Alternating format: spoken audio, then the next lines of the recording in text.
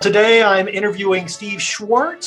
Some of you may have already met Steve. He's got a very popular LSAT channel and blog and all over social media. So I'm not an LSAT expert, so I decided, along with Steve, to chat and learn a little bit more about the LSAT, kind of see what's happening. My LSAT experience goes back 30 years to when I took it. So with that, Steve, why don't you just jump in, tell me a little bit about yourself and let my audience know what you do, and let's begin. Of course, Bo. Thanks so much for having me on. It's great to connect with you and collaborate again. Remember, we talked quite a while back, and whenever I'm talking with people about YouTube, they're always saying, "Oh, I watch Professor Bias's channel all the time. You got quite the channel yourself." So I'm glad we're having this meeting of the minds here. For folks who don't know me, my name is Steve Schwartz. I run the LSAT Unplugged YouTube channel and podcast. I also have a popular online LSAT course where we meet over Zoom, and I'm just here to share any advice and insights I can around LSAT prep, law school admissions, and the upcoming LSAT changes. Awesome. Well, Steve, some of the people that are jumping in today, they're just starting their journey. They're exploring. They've heard there's this thing called the LSAT. So why don't you tell us just, in a brief few words, how much ever time you need, talk to us. What is the LSAT and for kind of the novice? Yeah, sure. So the LSAT is the law school admission test. It's a standardized multiple choice exam required for law school admissions. And it has three different sections on it, three different types of questions. You have logic games, which are short puzzles where you're manipulating logical variables logically, making deductions, making inferences. You also have logical reasoning, which are short bite-sized arguments you're required to analyze. And then you have reading comprehension, which is longer passages where you're answering questions about the structure of the arguments contained in those passages. It's a very strictly timed exam, causing lots of anxiety, but it can be mastered in the end. Awesome. So it's something you can master. So what kind of mindset do you need before preparing for the LSAT? Well, the LSAT requires a critical and skeptical mindset where you're not taking things at face value. A lot of times on the LSAT, people will encounter one of those logical reasoning arguments, and they say, "Oh, sounds good to me." But then you see it that they're asking you, what's the flaw in the argument? So of course, they're telling you, hey, you might have missed something. And so you have to go in with a certain degree of skepticism saying, hey, given this evidence, can we infer this conclusion? If not, what's missing? What's the gap?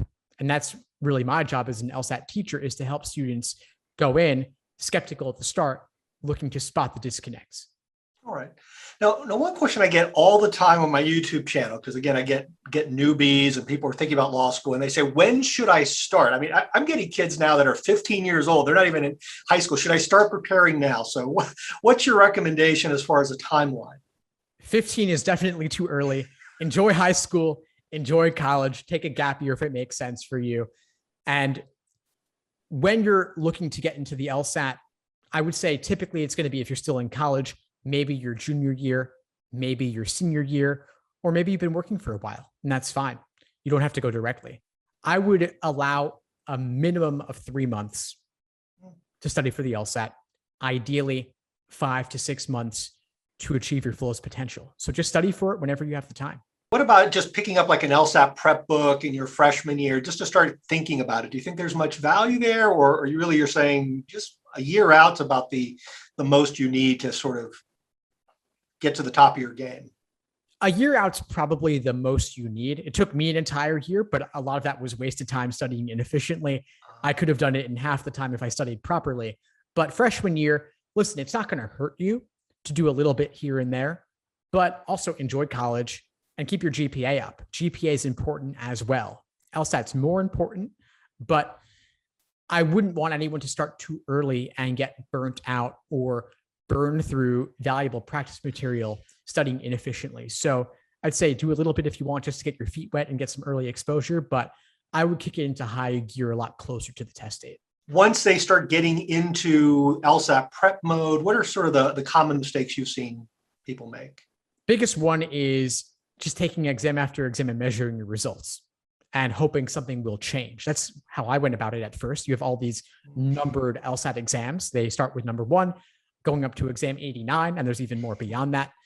And so people just kind of get into this habit where, okay, I'll start with the oldest work my way up, doing exam after exam, tracking their scores. But the thing is that you're not building the foundation first. You want to learn the basics of each of those sections: logic games, logical reasoning, reading comprehension, then take individual timed sections because the timing is really important. Then work on your endurance with full length exams. But there's a process. You have to build your scaffolding, build those layers, starting with the foundation, not just jumping into exams. Another question I get all the time, and I'm curious as well. So can the LSAT be learned, or is it more like an IQ test where, look, I'm kind of a 155 kind of person and I'm just not going to deviate, plus or minus beyond a few points beyond a certain score? It's definitely learnable. It is not an IQ test. A lot of times people get wrapped up in that idea, which I get because it makes you feel dumb to get stuff wrong, especially if you see this flawed argument and you thought it sounded good to you. Turns out it's not. But it's really about cultivating that skeptical mindset. I mean, personally, I started around a 152. I ended up with a 175. It took me an entire year, but I didn't get 23 points smarter in just 1 year. It's really that I just cultivated that skeptical mindset and I learned what the test makers were looking for. So it's really just a test of how well did you study for it? How well did you cultivate that mindset that you can carry forward into law school and beyond, where you could take a general principle and apply it to a particular situation. But it is not your intelligence. It is not your self-worth. It's just how much time did you put in and did you study the right way?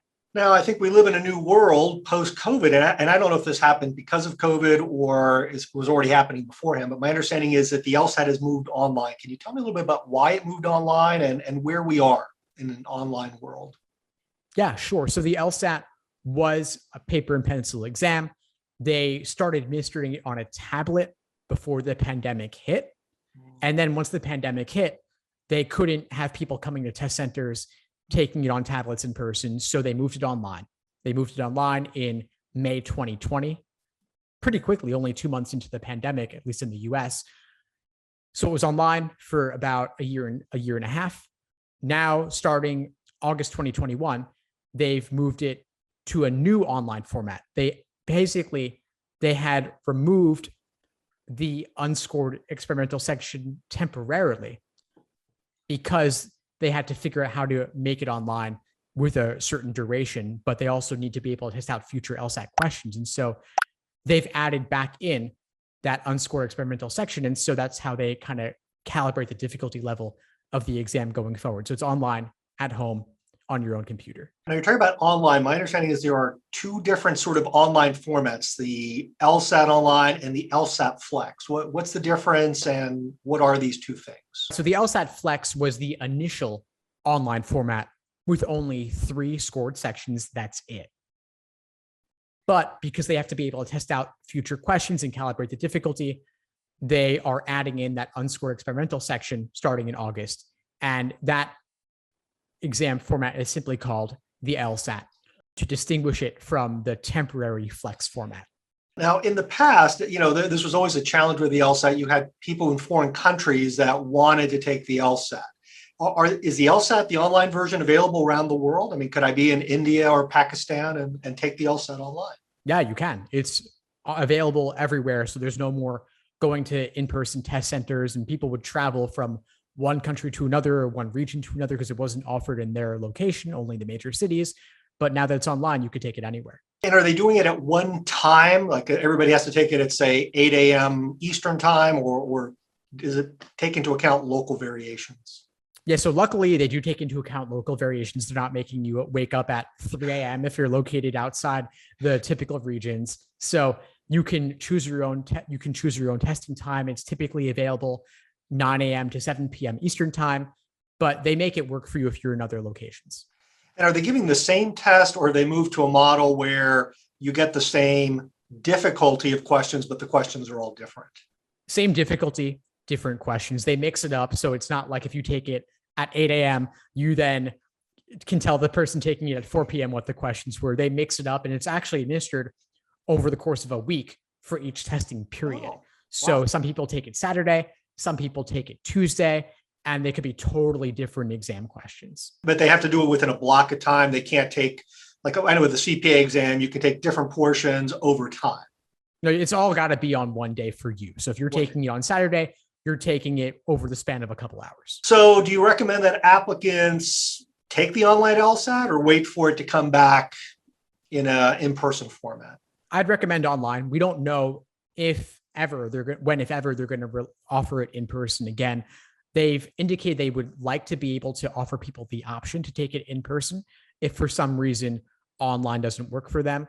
But logistically, it's so much easier for them to offer it online that I personally don't see them going back on that. They've got a good operation going with offering it online. They have a good partner with ProctorU to make it as smooth as possible. It's certainly not perfect, but in person is not perfect either for different reasons. So I'd say if you're going to law school soon, you want to get the LSAT out of the way, just take it and get it over with.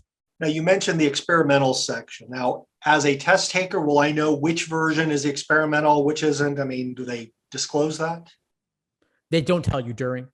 Afterwards, people will talk online on forums a little bit and kind of figure it out, but you can't tell during. They make it indistinguishable from the scored portions because they want you to give your full effort to help them for their testing purposes. And although the difficulty might be a little bit off within an experimental section, it's so subtle that hardly anybody would ever be able to tell, myself included. And due to the stress and the time constraint of the test day experience, I wouldn't waste time trying to figure that out and risk bombing a section that actually counted. I'd give it every section your full effort. How much time per section and how much time overall to take the exam? So each individual section is 35 minutes under standard test taking conditions. You can apply for extra time if you have test anxiety or other reasons to get accommodations, in which case they might give you time and a half or double time. But most people are doing 35 minutes, and it's now 4 sections per exam. So that's roughly, 2.5 hours or so. You've also got a 10-minute break between sections 2 and 3. So you're looking at about 2.5 hours, 2 hours, 45 minutes for one standard test day experience. Wow. So 2.5 hours is going to depend on whether you get scholarships, what law school you can go to. And my understanding is, this is going to the law school admissions side. So let's say you bomb it, you have test anxiety, you take it, you get a much better score. Do you know how law schools are dealing with multiple scores? They take the highest score. They don't penalize you for retaking. So they're not averaging multiple, they're taking the highest. And so if you bomb it, it's not a huge deal. You can retake, and that's what they'll consider. Looking at the educational news, right? We've seen a lot of changes over the last year as undergraduate institutions are going with SAT, optional. They're not requiring standardized tests. Do you see any trends in legal education, or are they heading in that direction, or do you think the LSAT is here to stay, or some other standardized test? Well, the American Bar Association requires that law schools use a valid and reliable admission test. So they're required to use something. As to whether that's the LSAT in particular, it certainly doesn't have to be. There are some schools starting to take the GRE as well. But the LSAT is still the best way to indicate to law schools that you're serious about law in particular. You're not applying just on a whim. And they want a standard way to evaluate applicants, whereas GPAs can vary based on your major or based on the institution. Grade inflation's a thing, right? So the LSAT is a way that they can standardize how they look at people. I have been reading in the press, the GRE is maybe 10, 15% of the law schools out there are now allowing the GRE as an alternative. Do you know what the schools are doing with somebody who has a great GRE score, but maybe not as great of an LSAT score, how they're treating someone? Are they ignoring the GRE when there's an LSAT? Any idea of what's happening? In that particular circumstance, I would expect them to ignore the GRE and look at the LSAT. And part of the reason for that is that if you have an LSAT score on record, that's going to the American Bar Association. That's getting factored into the US News rankings. So if someone had a great GRE score and took it first, I'd say maybe you want to apply with that and see what happens. But if you took the LSAT and got a low score, that's going to get factored into how that impacts their rankings. And so it wouldn't be to your advantage to apply with that lower score unless you could follow it up with a higher LSAT. And any idea yet if the US News is taking into account GRE scores, or is it still just sort of a backwater and being ignored for now by US News? To my knowledge, it's more of a backwater thing. And I heard from UCLA law admissions that fewer than 5% of applicants at their institution are accepted with the GRE. So the LSAT's still the main game in town. One last question. What are kind of your top tips for people taking the LSAT remotely? Make sure you have a good internet connection. If you don't, LSAC will give you a credit to take the LSAT at a hotel or an Airbnb, and you could go there and make sure you have a solid internet. That's really one of the biggest things. Make sure that your friends and family are going to give you some peace and quiet during the test day sitting.